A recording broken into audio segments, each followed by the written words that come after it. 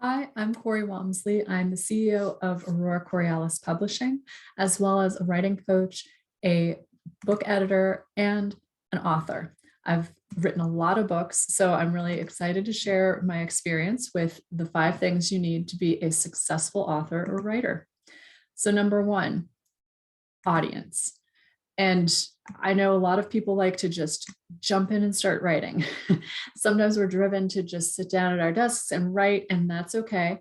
But what I prefer to suggest to people is before anything, figure out who your book is really for. Because if you don't know who it's for, then you're going to end up writing yourself into a wall and not know how to untangle all of it once you really do know who it's for.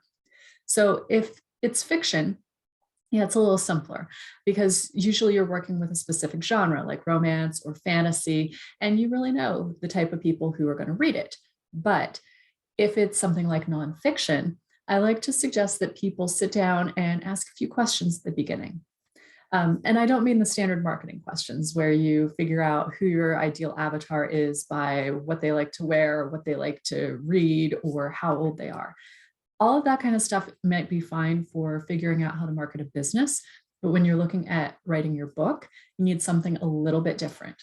You want to look at what challenge you're addressing in the book. So overall, overarching the challenge. And then you want to break it down to figure out a little bit more about that challenge. What led them to that challenge? That's one of the biggest questions you can ask.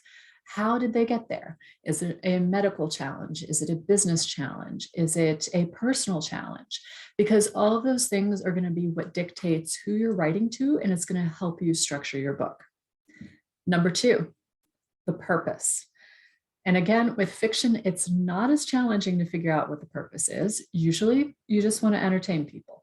You want them to enjoy the book. You want them to possibly come back and buy the second book if it's a series.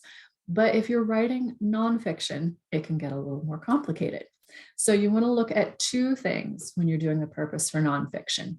1, what is your purpose as the author? What is it that you want to get out of this book? When you're doing nonfiction, you want it to be a thought piece. You don't just want it to be some like check in the box, just get something out there for the sake of getting something out there kind of book. You want it to express who you are, what your brand is, all of those wonderful things.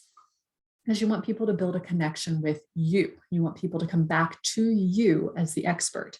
So you need to get that piece out there. What is my goal? What is it I want to get them to? Do I want to get them to possibly signing up for a course? Then you need to write the book in a way that if they need more, they can sign up for the course. Not they have to sign up for the course at the end to figure out what the heck they're doing, because that's really a dishonest way of doing the book. And then the opposite side of it, what is the reader going to get out of your book? There's a purpose for that too. So if they have a challenge, if you're writing nonfiction, then you want them to get to a certain win at the end.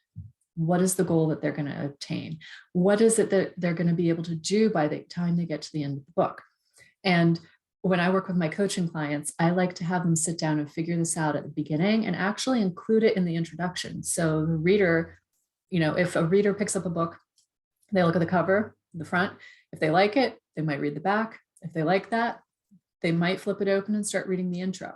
You want the reader to be able to see, this book is for me. This author knows what the heck they're talking about, so they can get me my goal, period. Number 3, the content, actually writing the book itself, right? And this is the part that most people think of when they think about writing a book. You want your book to be well structured. You want it to be well thought out. Again, if you're writing fiction, it's a little different from nonfiction. With fiction, you want to build emotion. You want to showcase your character's deeper secrets.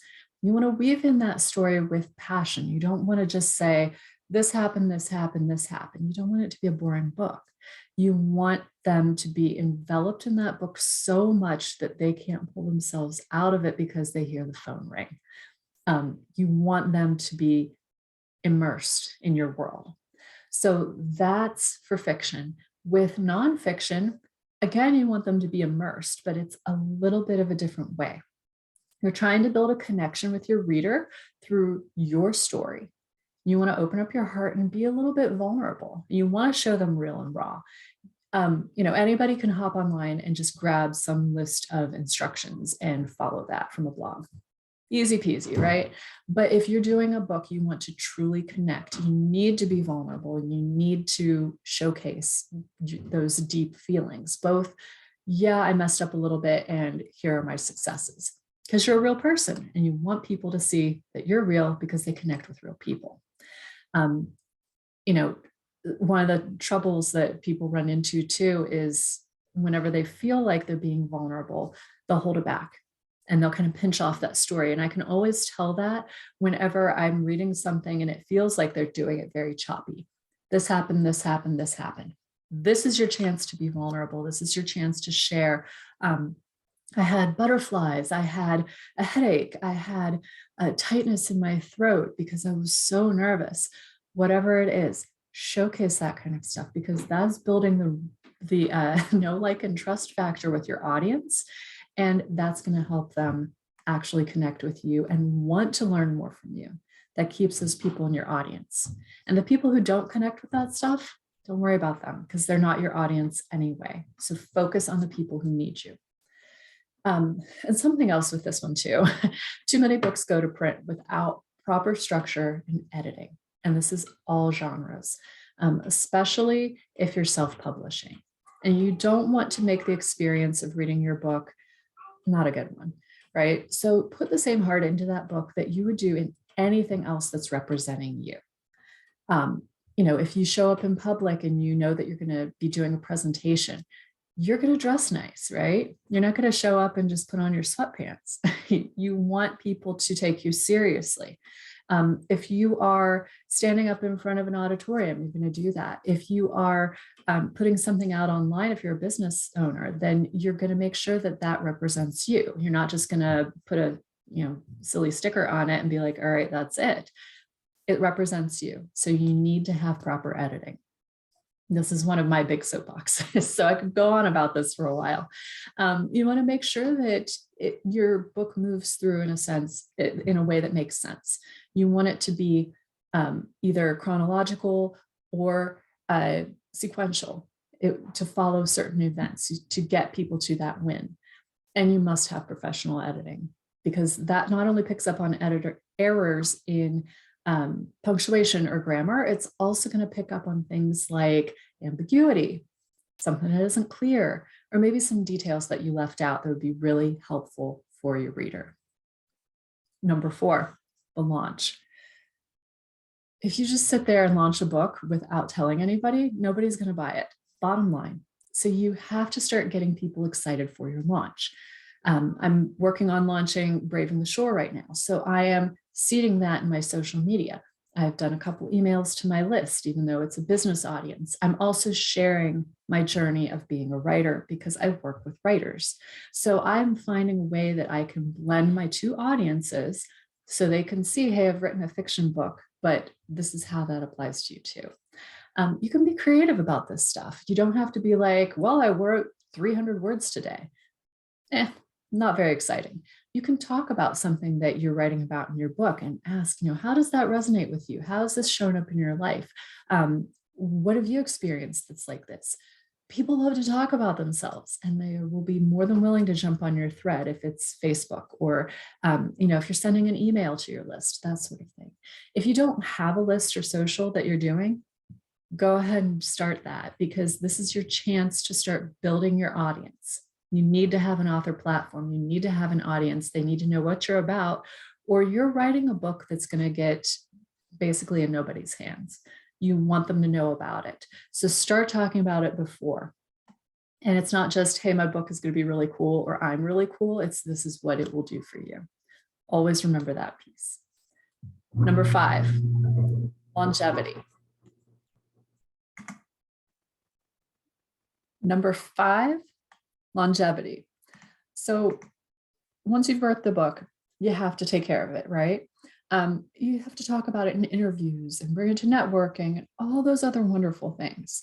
The whole point of a book is for people to read it. They need to know about it. Something that I see a lot of authors do, especially if they're self-publishing, is to just put their book up on Amazon, cross their fingers, and then ignore it. And it's not going to do anything for you. Just because it's available doesn't mean that it's going to sell itself. It's not going to promote itself. It's not going to do anything for itself. You have to take care of it. So by doing that, you have to get it in front of its ideal audience. And that's going to be different depending on who your audience is, which we figured out at the very beginning. So figure out where those people are. If they're on Amazon digging around for books, do an ad on Amazon. If they are going to some sort of a meeting, get to that meeting. Even apply to be a speaker at different meetings. Figure out where your people are so you can get your book in front of them and sell it. It could be all kinds of different places. If they're online a lot, then it's really helpful if you work with a hybrid publisher like ours, like Aurora Borealis, because we have connections that can help get you with Barnes & Noble or Apple or some of the other retailers that have online sales. Some hybrid publishers are even able to get you into a store in a brick and mortar. If you have smaller publishing or smaller bookstores in your area, reach out to them and see what it takes to get in their store. They may even say, hey, we do an author panel, or we offer other things for authors, having your book in the store and doing a little talk. They might have something already set up and you don't need to reinvent the wheel. So figure out where your people are, what you can do to get in front of them, and go out and do it, because the success of your book isn't just pretty words on a page. It is so much more than that. It's being in front of the right audience and getting them hooked on your words, on your help, on your book, so you can actually sell more books. And I wish you the best of luck.